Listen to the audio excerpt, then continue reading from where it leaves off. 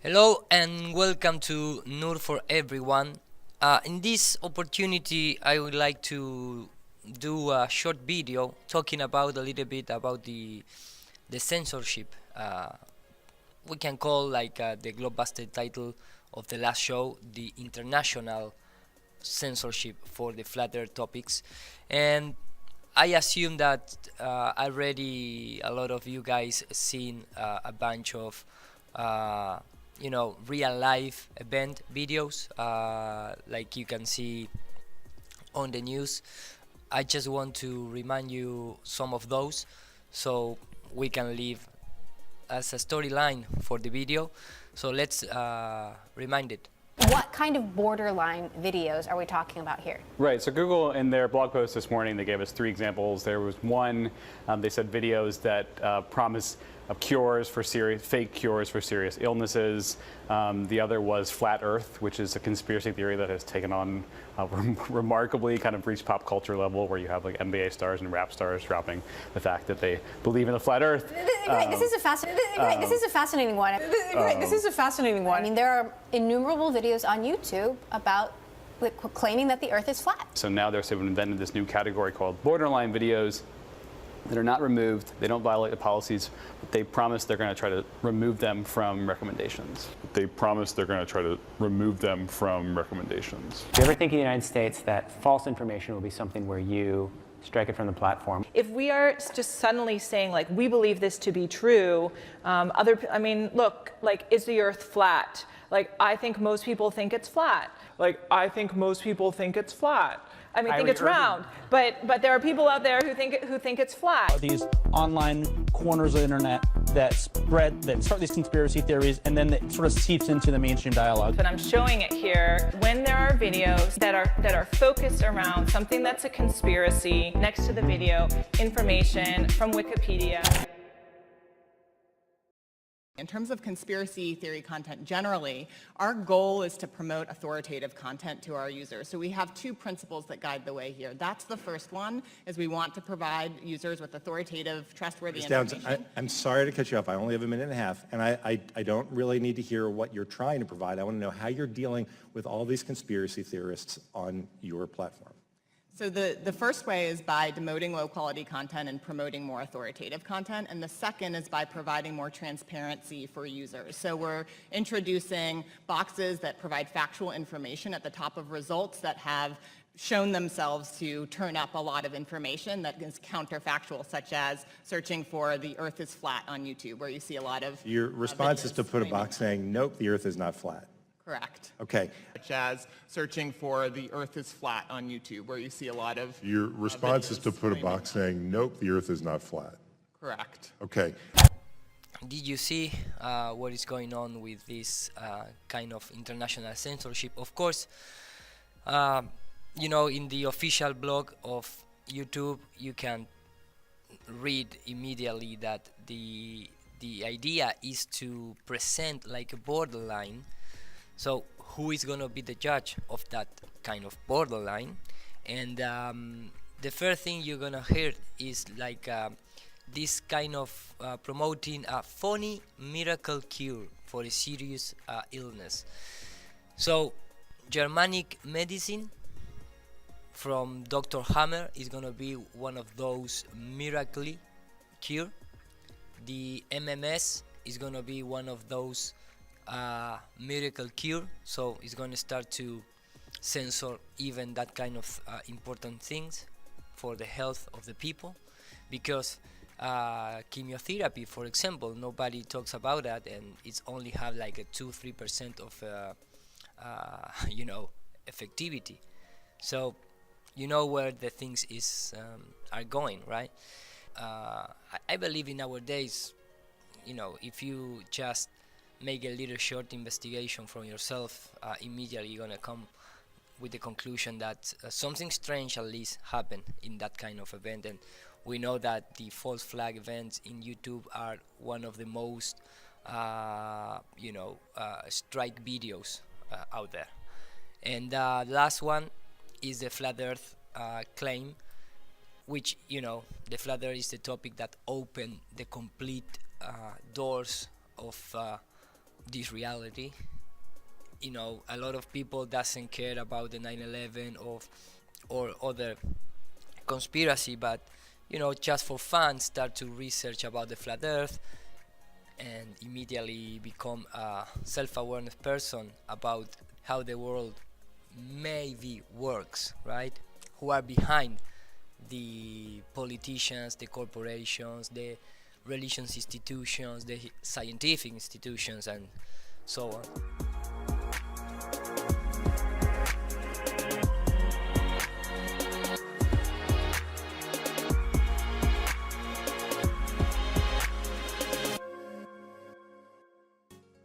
And the last thing that I want to share with you is this opening of the Nobel Prize dialogue, which was taking place in Santiago of Chile in 2019.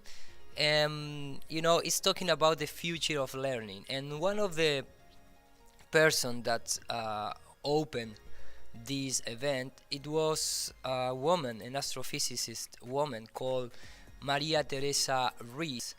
Maria Teresa Rees, she was the first woman to receive Chile's National Prize for Exact Science. She also received a lot of awards related with science and astrophysics and, you know, things like that. So she's a very important people for Spanish community in terms of astrophysics and science. So this woman was opening the event. So you must have in mind that this is a Nobel Prize, and supposedly Nobel Prize, you know, they have like Nobel Prize for peace. But this woman is gonna be really, really clear about what it need to be done with the flat Earth situation in the entire world and of course in the social network. Let's take a look what she proposed to do with the flat Earth topic. Buenos días.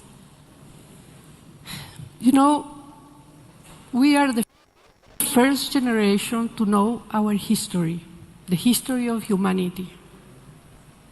We now know when the universe started and how the universe has evolved step by step, forming ever-growing complex structures until it from fundamental particles to atoms to molecules, life with a conscience, us. And we know then we all have the same origin. Our ancestors are the stars, and we also know that we will probably face the same fate. And in order to be successful confronting the different challenges we will face, we need to learn how to work together. So in order for that to be possible, we need to start now. And we need to start, continue to push the boundaries of knowledge. This is something that we cannot stop doing. And it's a very difficult task. And education for that is very important, because this is the only way to suppress or kill all the magic that happens, you know, those who believe in the flat Earth or things like that.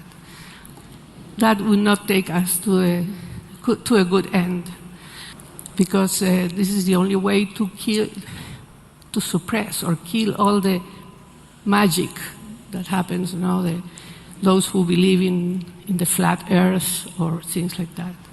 Kill all the magic that happens, you know, those who believe in the flat Earth or things like that. You hear for yourself, she talks about kill in a Nobel Prize dialogue for the future of learning. No address, not, you know, maybe make a real debate or, you know, take another path to solve the issue of the flat Earth. No, they proposed in a Nobel Prize event is kill directly the flat Earth.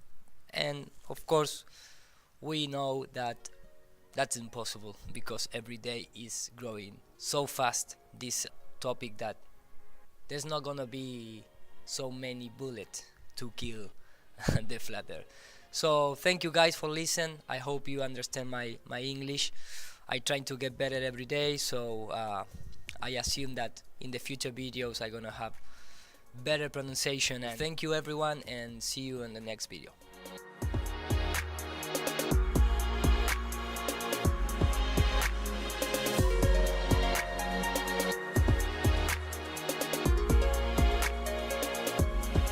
Joining us tonight is a man who has literally pondered the mysteries of the heavens as part of his job. He is an astronomer at the Vatican Observatory and the president of the Vatican Observatory Foundation, a Jesuit, and the co-author of the new book, Would You Baptize an Extraterrestrial?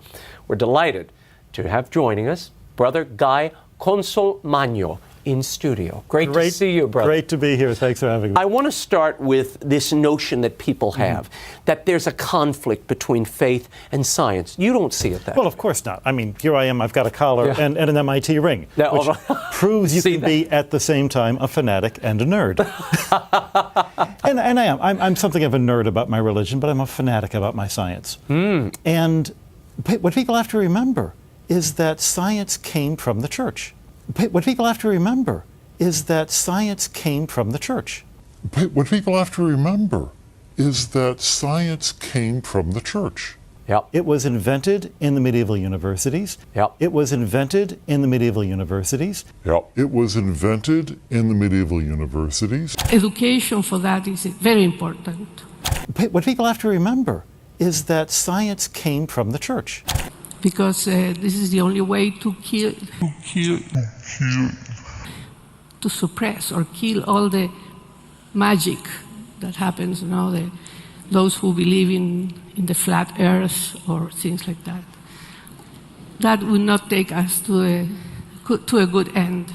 Why was the church interested? Because it was interested in science, because it's interested in the physical universe. Following Copernicus' publications, it is probable the Jesuit order has produced more astronomers than any other demographic in Europe.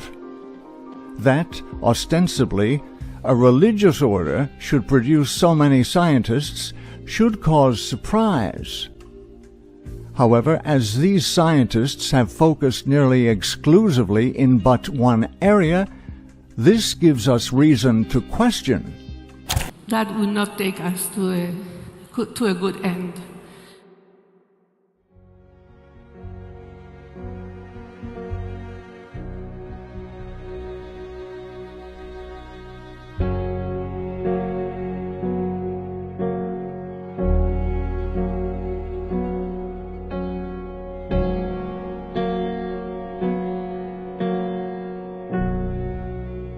How do we know the Earth is not flat? The Earth is flat.